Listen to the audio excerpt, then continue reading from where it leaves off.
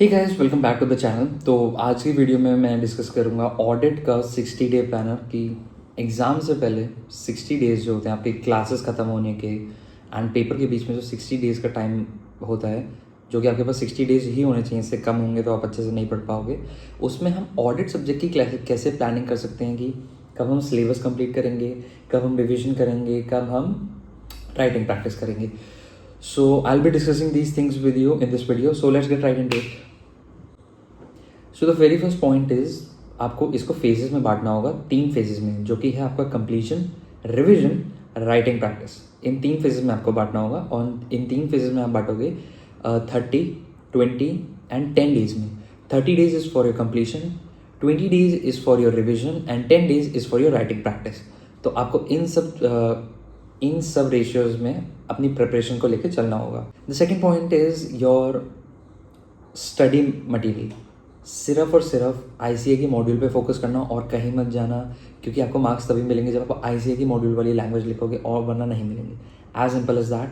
जब तक आप उनकी आंसर की में लिखी हुई लैंग्वेज जो कि आईसीए मॉड्यूल की है आपके पेपर में नहीं मिलेगी, जब तक आप अपनी प्रिपरेशन में आईसीए की मॉड्यूल से नहीं पढ़ के लिखोगे तो आपको मार्क्स नहीं मिलेंगे। ये चीज़ मैं देख चुका हूँ। मेरे ऑडिट में 52 मार्क्स आए थे एंड ऐसे ही आए थे क्योंकि मुझे पता था, मैंने बहुत लोगों को देखा था कि वो बाहर इधर उधर से पढ़ सारा जाते हैं बट वो लैंग्वेज जो चाहिए वो नहीं लिख पाते, तो they don't get the marks, they don't get full marks. You follow your ICA module, you do your RTP, MTP and PYQ.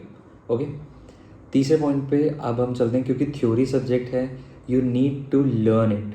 And कहते हुए शायद सही नहीं लगे, कुछ चीज़ों का आपको रट्टा भी मारना पड़ेगा क्योंकि ये ऑडिट सब्जेक्ट है। It's pure plain theory and इसमें कुछ बहुत ज़्यादा वो टीडियस टास्क भी नहीं है, आपको समझना पड़ेगा।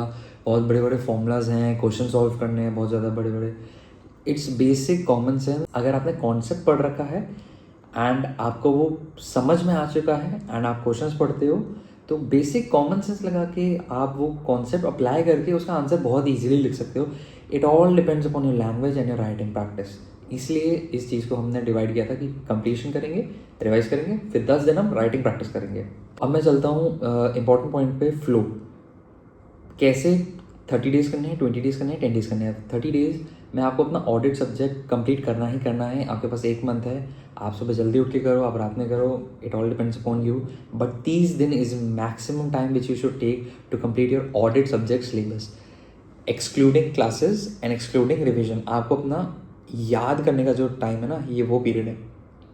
आप वन शॉट देखिए, कॉन्सेप्ट पढ़िए, याद करिए, वन शॉट देखिए ताकि वो अच्छे से आपके माइंड में बैठ जाए। आई वुड से कि पहले आप बड़े चैप्टर उठाओ। Audit of item of financial statements है, कैरो है जो एक बहुत बड़ा टॉपिक है, उससे पक्का क्वेश्चन आएगा ही आएगा, हर उसमें अटेम्प्ट में आया हुआ है, कैरो से आता ही आता है। Audit of item of financial statements है एंड 3-4 और बड़े चैप्टर है जो आपको करने चाहिए। एक एनजीओ वाला है, गवर्नमेंट ऑडिट है, ठीक है, एंड फाइनेंशियल स्टेटमेंट्स वाला है। ये 4-5 चैप्टर हैं जो बहुत बड़े बड़े हैं and these carry I think 20 to 25 marks, तो यही कैरी करते हैं। 4 चैप्टर्स बस।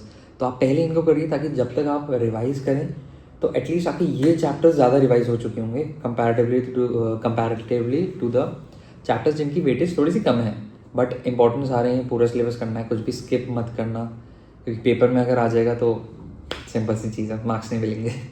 So the next part is revision आपको अपना बहुत सिंपल रखना है। जो आपने पढ़ा है आप उसको रिवाइज करो एंड उसके क्वेश्चन करो, एज सिंपल एज दैट। अभी आपको क्या करना है, अभी आप सिर्फ कॉन्सेप्ट अगर अप्लाई कर पा रहे हो ना, कि आपको क्वेश्चन पूछा, अगर आप ये देख पा रहे हो कि वो क्वेश्चन इस SA का है, SA 250 है, 200 है, 350 है, अगर आप बस ये बता पा रहे हो then that means you are on the right track. And इसके बाद क्या कॉन्सेप्ट अप्लाई करना है, if you can orally say that then that's good, क्योंकि अभी रिवीजन का टाइम है, 20 दिन आपको पूरा अपना रिवीजन कवर करना है। ये चीज़ है। क्वेश्चन देखो, आंसर उसका क्या हो सकता है, जॉट डाउन द पॉइंट्स। आपको अभी पूरा आंसर लिखने की ज़रूरत नहीं है, आप लिखो इसका प्रोविजन ये है, the concept is this, and उस क्वेश्चन का जो सोल्यूशन है वो ज़रूर लिखना। Conclude your answer with the solution. आप सेक्शन बताओ, ऐसे बताओ कौन सा है, क्या कहता है, एक्सप्लेन दैट, क्या प्रोविजन है उसके, appropriate evidence, what all it says, and उसके बाद कंक्लूड करो अपना कि क्वेश्चन में जो प्रॉब्लम पूछी है आप उसका आंसर भी दे रहे हो. That's how you will get your marks. क्योंकि बहुत सारे बच्चे, उनको सब पता होता है प्रॉब्लम का सोल्यूशन ये है, ये ऐसे अप्लाई होता है, ऐसे ये कहता है कैरो कि ये रिपोर्ट में ये चीज़ें हैं, ये प्रोविज़न है, but they don't conclude that answer कि so according to the problem XYZ parties should follow this rule और should follow these points for the solution of the problem. As ऐसे करके आप जब अपना आंसर कंक्लूड करोगे ना, एग्जामिनर को लगता है कि ठीक है, आपने प्रोविजन लिखा, आपने एक्सप्लेन किया, आपने प्रॉब्लम का सोल्यूशन बताया एंड यू हैव कंक्लूडेड. ये होता है आंसर लिखने का फ्लो. एंड जब तक आप इसका रिवीजन में नहीं लिखोगे एंड उसके बाद आपकी जो 10 डे की राइटिंग प्रैक्टिस है उसमें आप नहीं करोगे तो आप नहीं कर पाओगे, आपको मार्क्स नहीं मिलेंगे. रिवीजन में MTP, RTP, PYQ जब आप कर रहे हो तो आप एक टाइमर लगा के ज़रूर करना, ताकि आप देख सको कि आपको एक आंसर लिखने में कितना टाइम लग रहा है. Now comes the most important part, जो कि है हमारा राइटिंग प्रैक्टिस. राइटिंग प्रैक्टिस के लिए आपको 10 डेज हैं एंड इन 10 डेज आप कम से कम रोज़ 4 से 5 क्वेश्चन लिख के सॉल्व करो. एंड वो 4 से 5 क्वेश्चन आप ऐसे लिख के सॉल्व करो कि वो आपको पता हो कि मुझे इतना टाइम लग रहा है, ये इतने मार्क का क्वेश्चन है एंड इसमें मुझे इतना टाइम लगना चाहिए बट मुझे इतना लग रहा है. And over the 10 days writing practice आप उसको ट्राई करो कि आप कम कर सको. एक आप आंसर चेक करो कि आप कहीं एक्स्ट्रा लिख रहे हो, आप कहीं पे पॉइंट मिस कर रहे हो. ये चीज़ होती है हमारी राइटिंग प्रैक्टिस में कवर. राइटिंग प्रैक्टिस बहुत ज़रूरी है so that you know how to write answers. आपकी लैंग्वेज सही हो, जो मैं कह रहा था कि आपको ICA मॉड्यूल की लैंग्वेज फॉलो करनी है. So to make sure you are able to write that in exam, that 10 days writing practice is very important. So follow these things. So all the best for exams and make sure to follow. आगे भी मैं ऐसी और videos लेके आता रहूँगा for another subjects planner. And if you want कि मैं किसी और सब्जेक्ट पे कोई प्लानर बनाऊँ, so you can comment down below and I'll make that. Thank you so much.